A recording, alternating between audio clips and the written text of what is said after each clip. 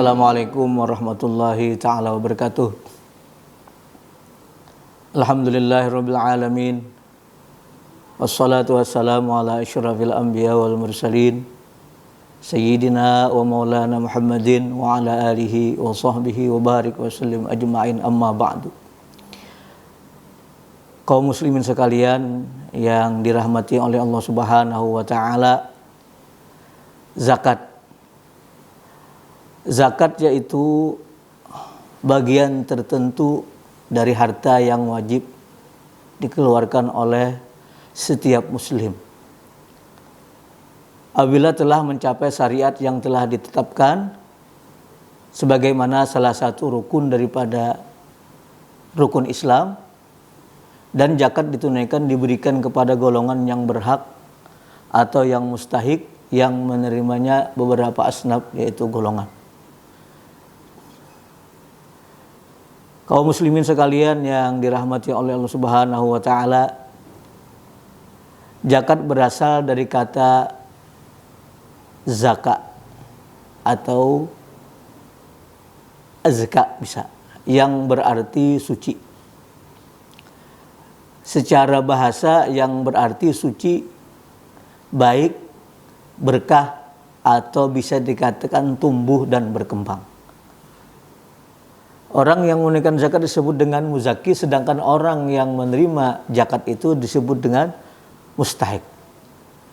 Jadi yang menerima zakat itu ada 8 golongan sebagaimana yang difirmankan oleh Allah Subhanahu wa ta'ala dalam Quran.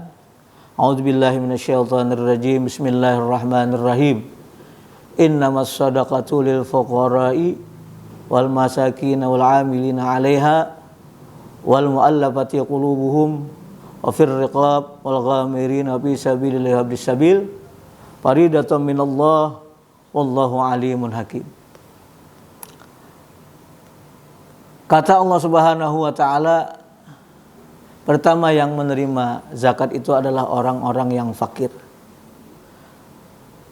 Pengertian fakir itu yaitu yang hampir tidak memiliki apa-apa sehingga tidak mampu memenuhi kebutuhan pokok sehari-hari. Yang kedua, yang berhak menerima zakat itu adalah orang-orang miskin. Mereka yang memiliki harta namun tidak cukup untuk memenuhi kebutuhan dasar di dalam kehidupan mereka sehari-hari. Yang ketiga, kata Allah Subhanahu wa ta'ala tadi dalam Quran, yaitu orang-orang yang amilin. Amil itu orang-orang yang bekerja untuk mengumpulkan zakat. Karena di zaman Rasulullah zakat itu ditarik, diambil. Khudz min amwalihim shadaqatan wa tutahhiruhum wa tuzakkihim biha. Harus diambil. Jadi ada orang yang bekerja untuk melaksanakan, mengelola, dan mengumpulkan serta sekaligus membagikan zakat itu kepada orang-orang yang berhak menerima zakat. Kalau zaman sekarang kita ini, yaitu pemerintah kita sudah membuat satu lembaga, yaitu disebut dengan Basnas, Badan Amil Zakat Nasional. Itu sudah diatur oleh pemerintah tentang pengelolaan zakat, yaitu peraturan undang-undang pemerintah, undang-undang yaitu tahun 2011 nomor 23. Di situ diatur sudah tentang bagaimana pengelolaan zakat yang benar. Yang keempat, orang-orang yang mu'allaf, yaitu orang yang mereka baru masuk Islam.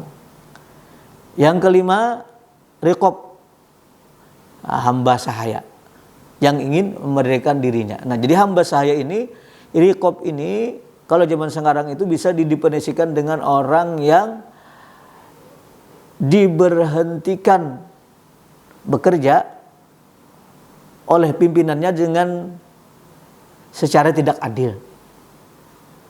Jadi mereka itu tidak mendapatkan pesangon sehingga bisa dikategorikan orang-orang yang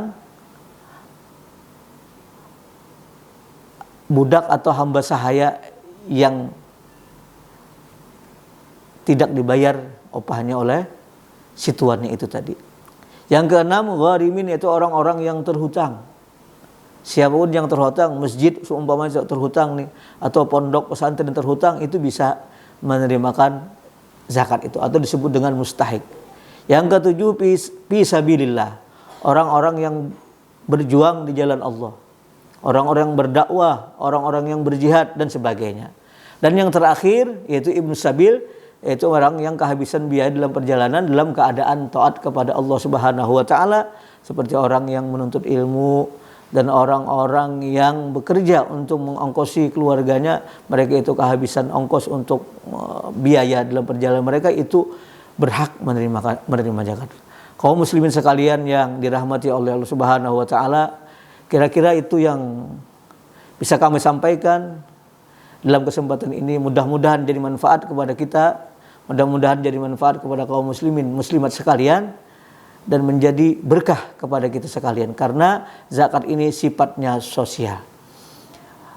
Saya tutup ceramah dari saya dengan mengucapkan wallahul muwaffiq ila aqwamit thoriq. Wassalamualaikum warahmatullahi taala wabarakatuh.